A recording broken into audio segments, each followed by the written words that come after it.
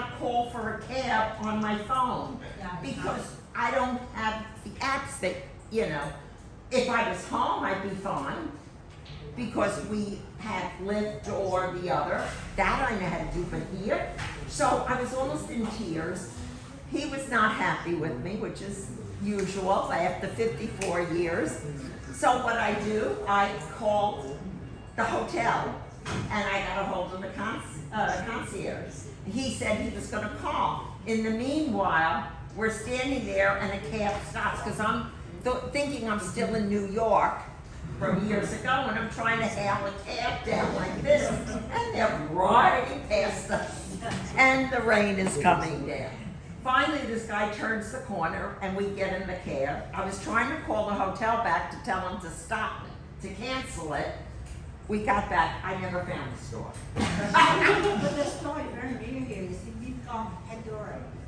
I also Yeah, but I couldn't find it. So I may on Sunday or Saturday take a cab, show the cab driver where it is, take me there. So I'm not walking it again, trust me. All right, so capital projects. Businesses have to prepare budgets, and the next one is the budget that we're gonna go over. But besides an operating budget, businesses have to do capital budgeting. Capital budgeting just is for major products. A new roof, a new air conditioner, not for painting or anything of that sort, you know. Putting an addition on a factory, things of that sort. So when businesses decide whether or not to do these capital projects, they've got to figure them out. So before I retired from the corporate world, we were preparing our capital budget and we had a must-have list, a wish list, and then there was another one that was like a pie in the sky. We would, you know, really love it, but forget about it. So the most important ones, of course, was air conditioning, things like that. If we didn't do them, like my boss said, the buildings will fall down, you know. Then there's the other stuff, and like, you know, one of the organizations wanted to put a new pool in. You know, well, forget it, we gotta do everything else first. So you may have 3, 4, 5 different projects. You may not be able to do all of them, so what do you have to do? You have to put them in order, not only of importance, but which one is going to give the company the biggest return on their investment. So you use something known as the time value of money, because we all know $1 today is not the same as $1 tomorrow, because you could get that dollar today invested and have interest on it, okay?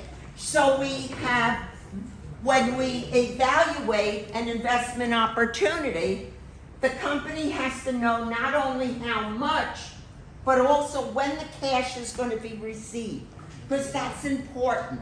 When is it going to come in? So the time value of money recognizes that.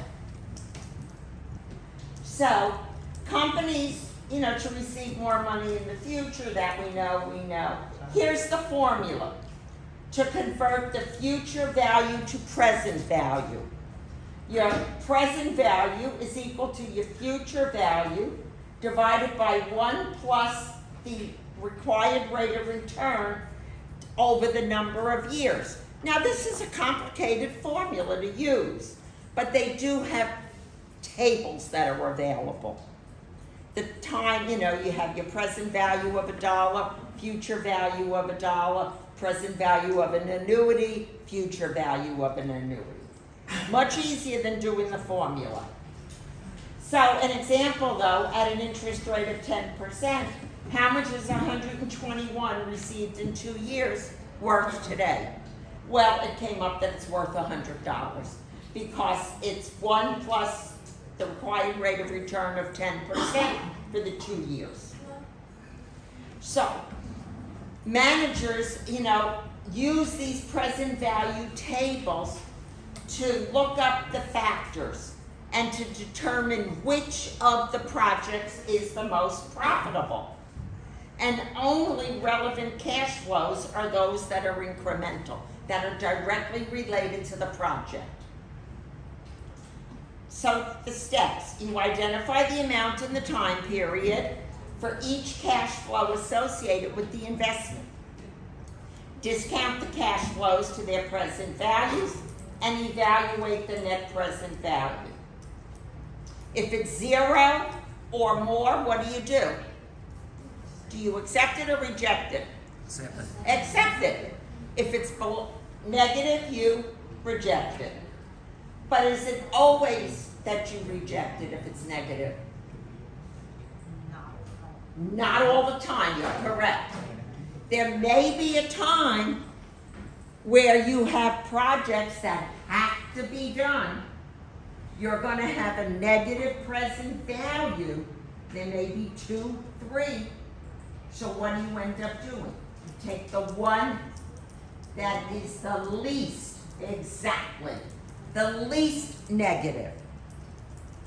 But that's only if you must do it, okay? You always try to make sure that you have a positive net present value. So, and every company has a required rate of return where they must get X number of dollars as a return on their investment. So an example, an auto repair shop is considering the purchase of an automated paint spraying machine. It's going to last 5 years. Each year, $2,000 will be saved on paint. Labor costs are going to save $20,000. Every year you will have maintenance of $1,000, okay? The new machine costs $70,000. The residual value is 5. That's what's estimated. And the required rate of return is 12%. So what you do, the outflow of the 70, your savings, paint savings, maintenance outflow, times the present value for year 1, year 2, year 3, year 4, year 5. You see, when you calculate it out, you have a net present value to do the new machine of $85.38. So that would be, do it, okay? But sometimes you may have more than one alternative. Alternative A was the one we just looked at. Alternative B is a different cash flow. And alternative C, you have to look at which one is the best to do. So in that case, you would do alternative B because it has a larger net present value. Then you also had in your project internal rate of return. I think pretty much everybody got that perfect because the internal rate of return was 8. Was 8, right? And the required, you had to reject it because the required was 9. I've been teaching it long enough, I almost remember it now. So pretty much everybody got that right, and you were given the present value chart too, weren't you? I believe part of it, yeah. So internal rate of return also is a good method.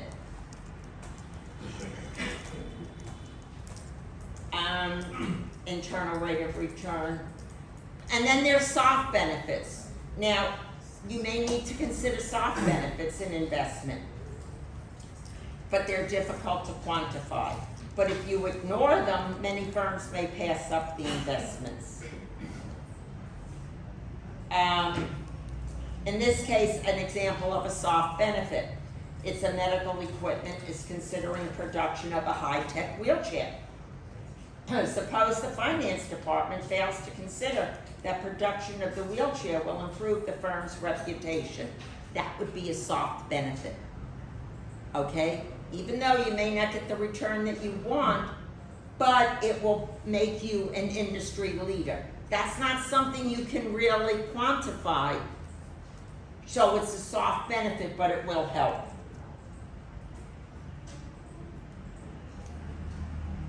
Businesses with their required rate of return, they must estimate it per se.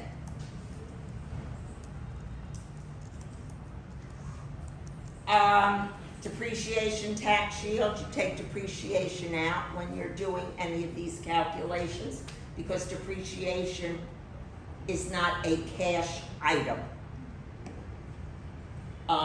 That's something that normally gets explained in financial accounting, but depreciation on a machine is not a cash item. Cash is not involved. So when you're considering cash flows, you have to eliminate it. And that's known as a depreciation tax shield.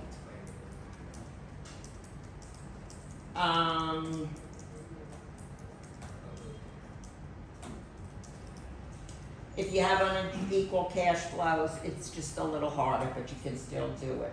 Then there are two other methods. One of them is the payback method, and the other is the accounting rate of return. Payback method is very simple. If an investment costs $1,000 and it yields cash flows of $500 each year, your payback period is 2 years. Doesn't take into consideration anything related to the time value of money. So, and it doesn't take into consideration cash flows after the payback period. So that's not really a good way to analyze whether to do a project or not, because you're not taking into consideration the cash flows and the time value of money. Accounting rate of return, average net income over average investment. It's like the payback method, it ignores time value of money. Okay.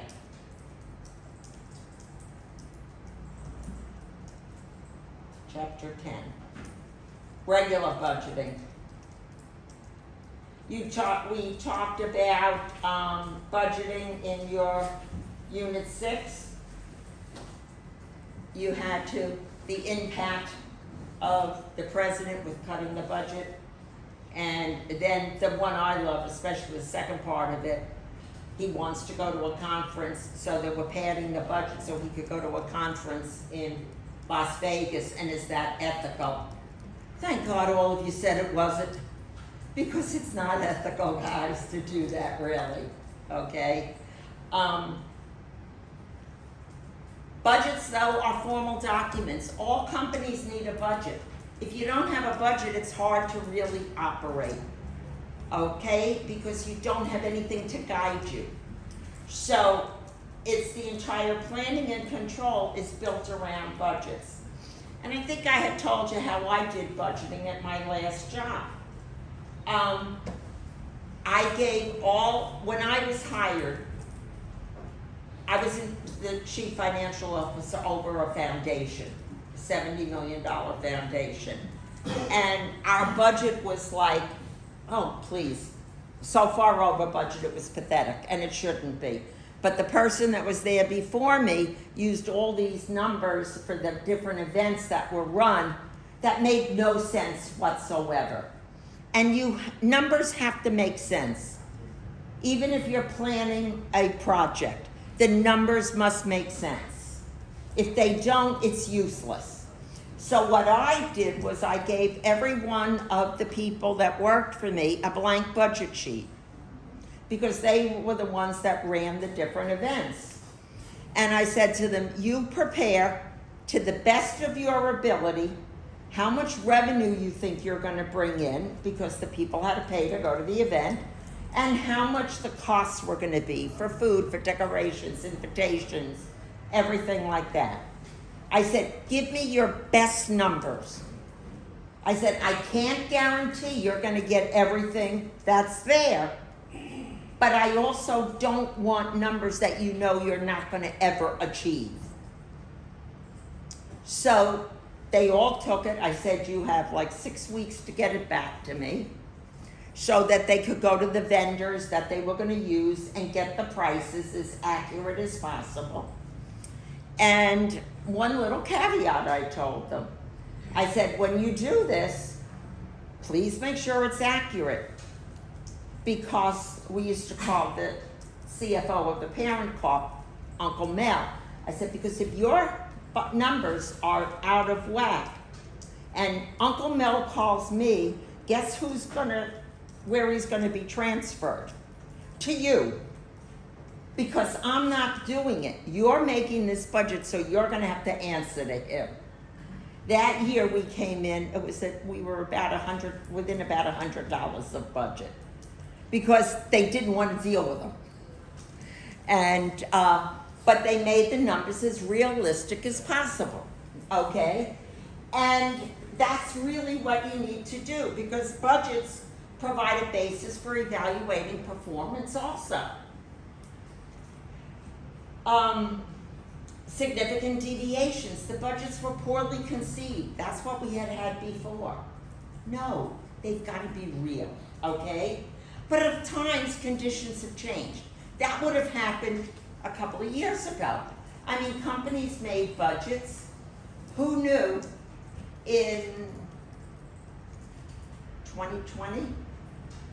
I guess March of 2010, well, that was when it hit us. I'm sure COVID hit here before. But that businesses were gonna have to be shutting down like crazy. People were working remotely. Okay? So, conditions changed. Companies had to make all new plans for stuff. I mean, are you guys all back working in your offices, or are a lot of you still working remotely? Back to office. You're back to your office? Yeah, like my daughter-in-law, who works for a major petrochemical company in the States, but she travels like to Singapore and things like that. Right now, leaving home. She hasn't been to Singapore since COVID happened. So, and she's not sure, she used to go 1 week a quarter. So she would go to Singapore 4 times a year. But anyway, it's voluntary for her to go to the office. This has become a major problem in the United States. People like your age group, they don't want to go back to the office. They like working from home, a lot of them. They like the ability, hey, you can get up, you can sit at your desk, you can have your pajamas on, just put a nice shirt and tie on, and you could sit at your desk and still attend a meeting. Heck, our son is a college professor. When COVID hit, he wasn't on campus, of course, because they couldn't, so he would have shorts on with his sport jacket, a shirt, and a tie, because who saw him? They only saw the top half of him teaching when he did Zoom sessions, Like 2 years ago when I taught this, I had to do my Zoom session like this at 6 o'clock in the morning, okay? I was barely awake at 6 o'clock in the morning, So I just put a nice top on, had my laptop on my lap, and I still had my pajama bottoms on because who's gonna see me? Nobody. But, so companies are, but conditions change. So develop a budget. It could be by department, divisions, or the entire company. Normally, you start with the department, goes to the division, and then the entire company. There's normally a budget committee, which is made up of senior managers, okay? And they work with the departments to develop realistic plans. Like I say, is it smart to have the guy that sits up in the gilded cage to do the budget for the entire company? Heck no, because he doesn't know what takes place on the production floor or the selling floor or anything else.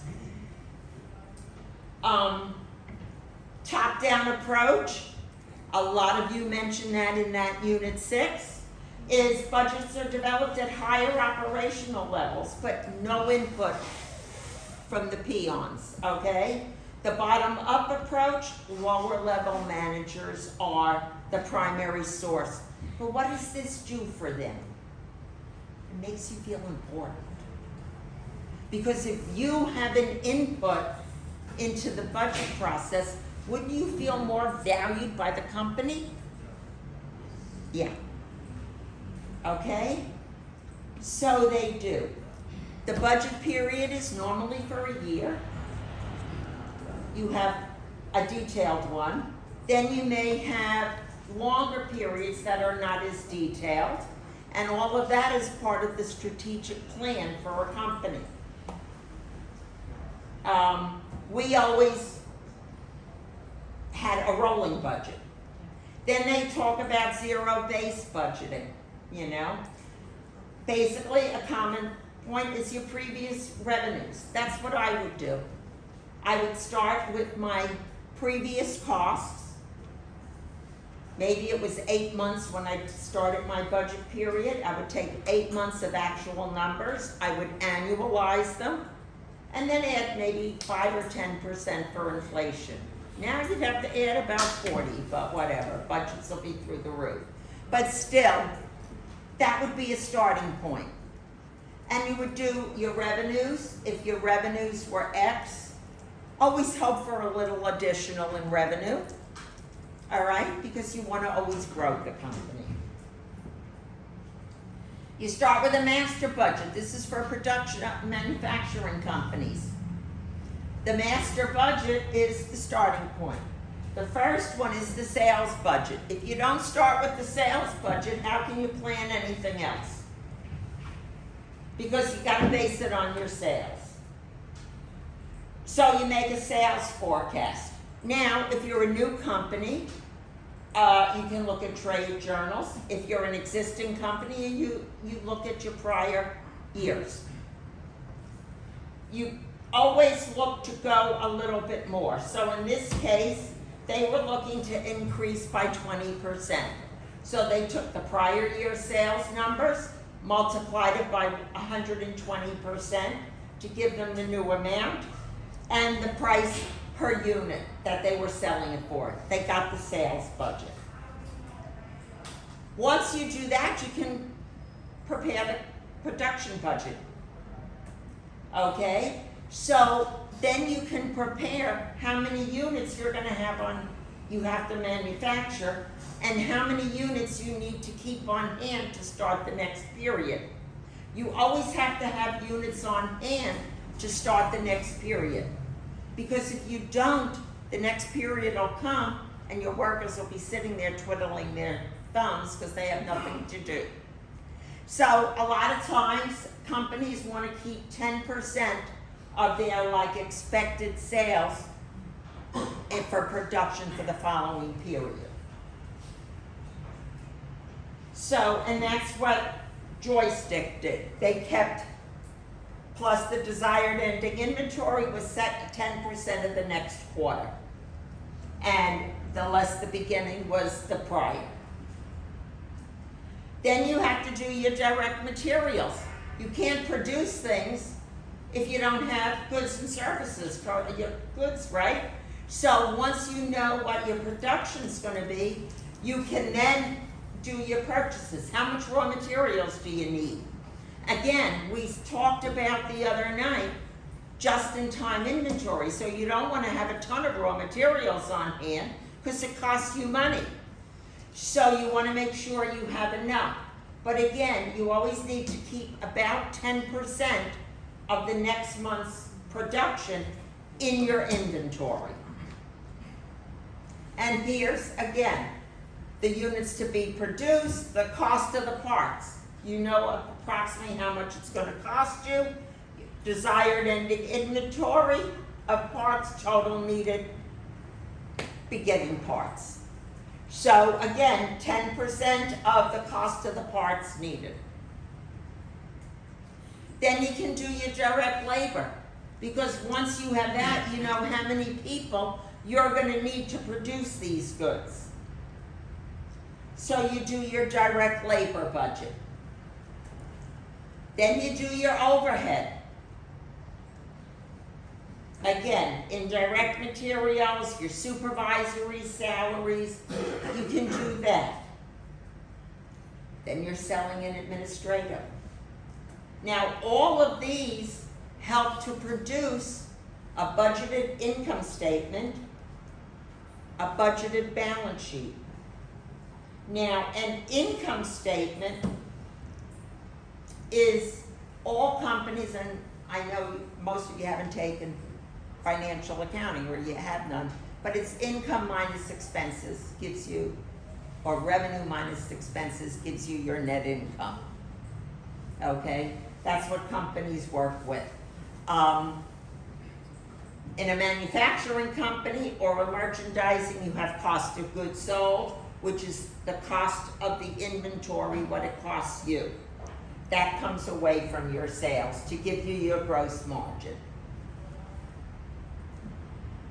Then you have to also do what we talked about in the last chapter, your capitals. That's a separate and distinct budget. They cannot be intermingled.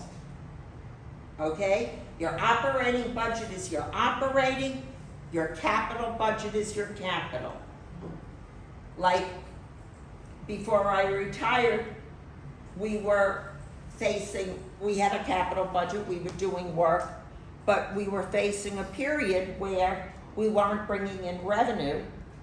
So we had to lay off a lot of people, we had to take pay cuts. Staff was getting aggravated if they didn't understand, because they said, heck, you're putting a new guardhouse and road in, but yet we're all taking pay cuts. Because the guardhouse and the roadway is paid through state dollars. You can't use that for operating. At least in the US, it's gotta be separated. Okay? So once they understood that, they were a little better, you know?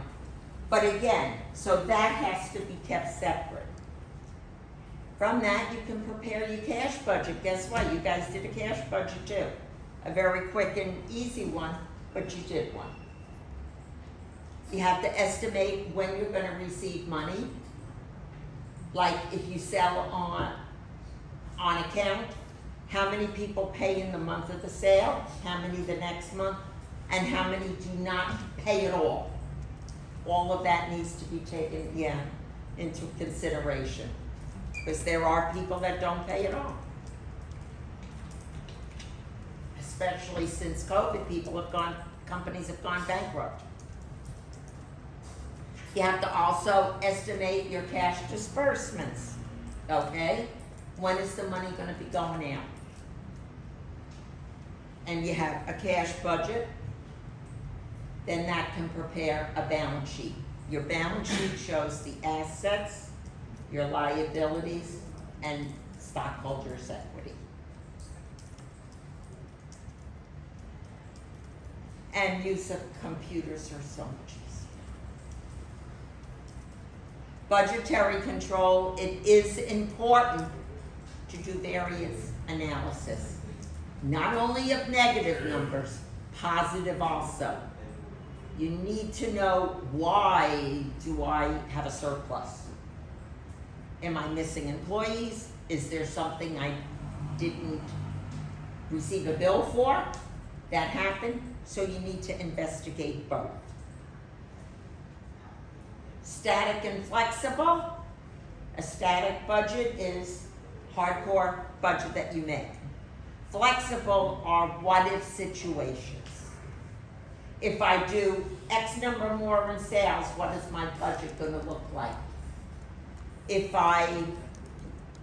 say, a landscaping company, if they just mow the lawns, but if they provide other services, what's the flexible budget gonna look like?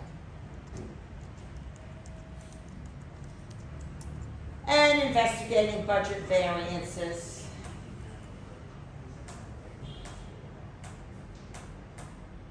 Budget padding was not good. All right, the last two chapters, guys.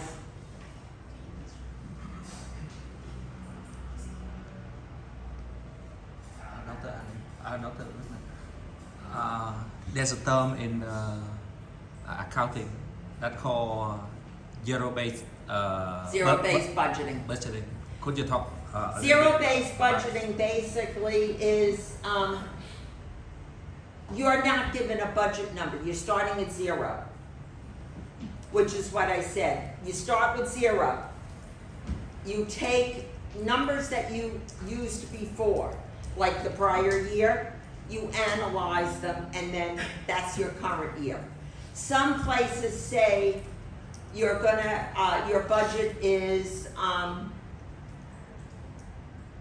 you're gonna have $1 million in revenue, and your expenses have to be, you need to have a profit of 500,000. Yes.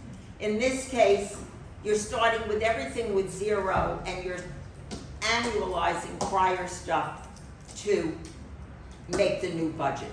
You're not given numbers, you're making them up. Thank you. That's like 0 based. Okay, standard cost variance analysis.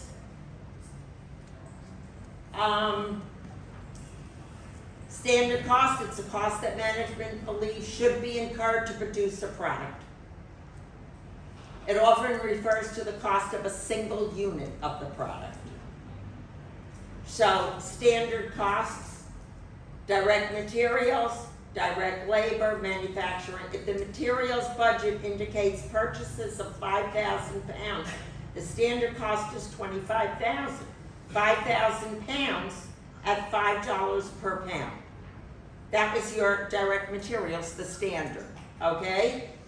The labor budget is prepared for 1,000 units and produced. 3,000 labor hours are needed at a standard cost of 30,000. So, development, standard costs for materials, labor, and overhead can be developed in numerous ways. Formulas, recipes, time and motion studies, a price list provided by suppliers. The standard quantity and rate for direct labor can be by time and motion and analysis of past things, management exceptions.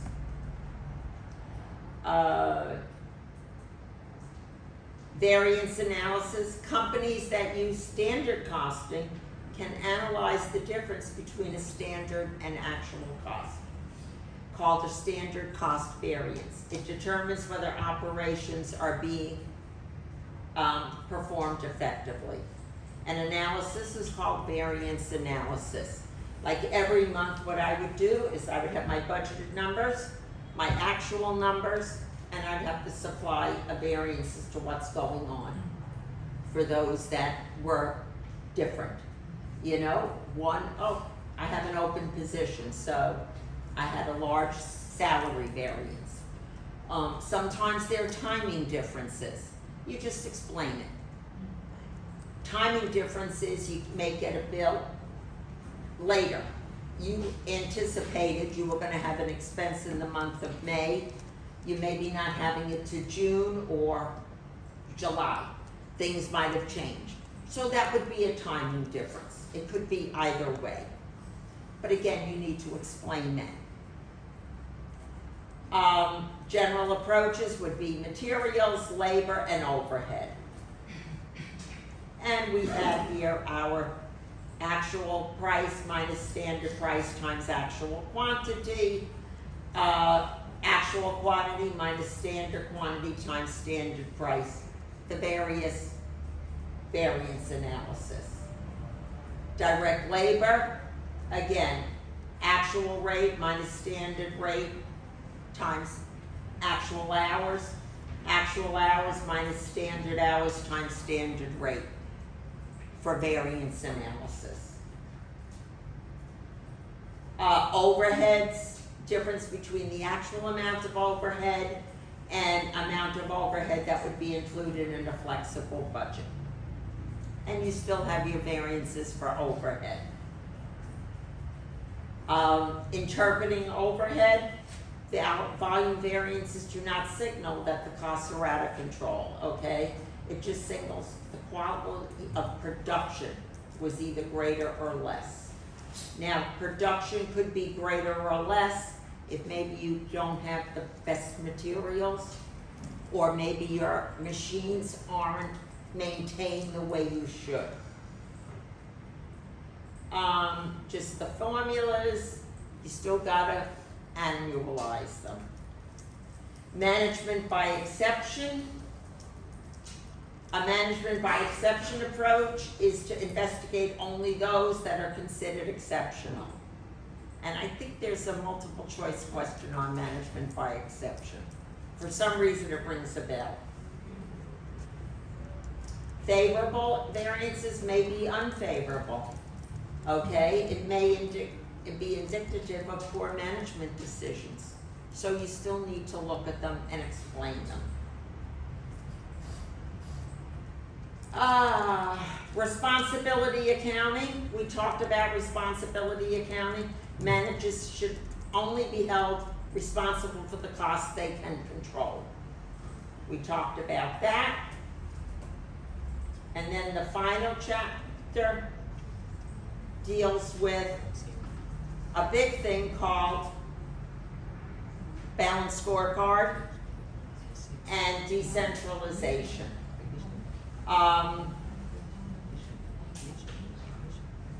As firms increase in size, they may expand, okay? So complexity, business subunits in that are organized. I mean, there are companies here that have other subunits all around the world. So that's known as, a decentralized organization. No firm is totally centralized or D. So here's just an example of a decentralized. You have the guy at the top, you have the copier division, and the camera division. That would be a decentralized. Advantages, subunit managers have more information than the guys at the top, okay? And it's important. Some firms decentralize because they believe managers are more motivated to work for the company. But it can cause problems because if the managers are looking out only for their bottom line, for their benefit. Evaluating subunits, they can do incremental analysis. Reasons for evaluating subunit. Identify successful operations and areas that need improvement. Organizational levels, responsibility centers we talked about, profit centers. ROI, return on investment. Companies break ROI into two components, your profit margin and investment turnover. You have to always look at your return on your investment. Even you guys going to school, what's gonna be the ROI on the money that you spent to go to school? Does it make sense in the long run? I know when I did my doctoral studies, the number at the end was like, woo, okay, what it cost me. But had I not done it, number one, I wouldn't be here teaching you. I wouldn't be able to do what I do remotely at home now, to keep myself occupied, because I love doing it anyway. So you look at the ROI to see if it's worth it.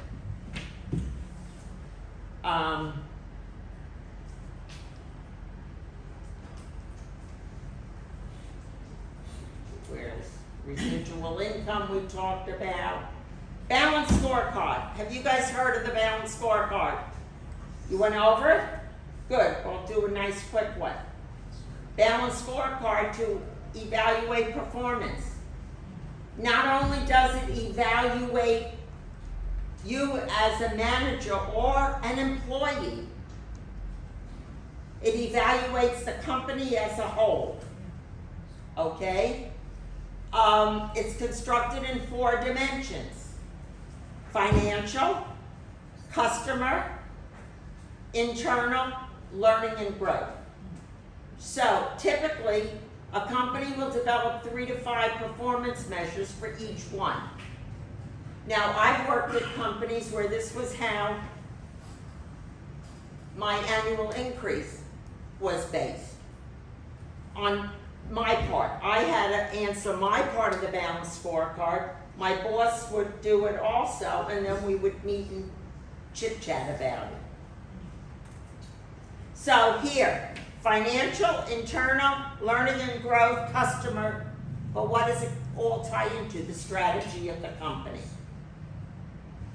Performance is assessed across it. You're looking at operating income, return on assets, sales growth. Are these things important for a company? You bet. Okay? But if you have a manufacturing company, what do you think is the most, or any company, what's the most important thing that you're dealing with? When you're dealing with people, what's the most important thing? Customer service. If you have poor customer service, and there's a ton of companies out there, what's the chance of somebody coming back to your company if you're not meeting their needs? Customer service is so important. Because customers, myself included, if there's an issue, you don't want to have to run around in circles to get it resolved. You want to make maybe one phone call, maybe two tops, to get it resolved. But there was a story before I left the States. They're having terrible times with airlines and canceling of planes and everything else in the United States. And there was a guy that was on hold with Delta Airlines for 8 hours to get an issue resolved. 8 hours he was on hold. He finally got so frustrated he hung the phone up. He drove to the nearest airport to talk to a customer service rep in person. How much do you think he'll go back to fly Delta Airlines? Probably not at all. He just wanted his money back. Because if it was me, you would never see me on a Delta flight again. American Airlines did that to Alan and I. We were supposed to go last year out west in the United States. 3 times in one day they canceled our flight. So when I went and asked for my money back, the agent said, well, we gave you other options. I said, but the options were not what I paid for. Oh, they're not acceptable? I said, no. The chances of us flying American Airlines? Unfortunately, we have to fly them in October because we have no choice. But, again, the balance, internal processes, making sure you have on-time delivery, that you have a minimal defect rate, material turnover isn't, lead time, you have enough supplies, you don't rely on one supplier. And then another big one is learning and growth. Does your company promote you going for training or to attend conferences? Because that's how you, as an employee, learn. Okay? Get some training on a new machine, maybe, a new process, attend a conference to learn something new about what's going on in the industry. All of those things. Or patents, helping you design a patent and maybe get it put through. So a strategy is a diagram of relationships among those objectives.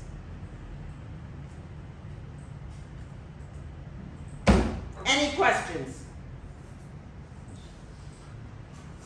8:13.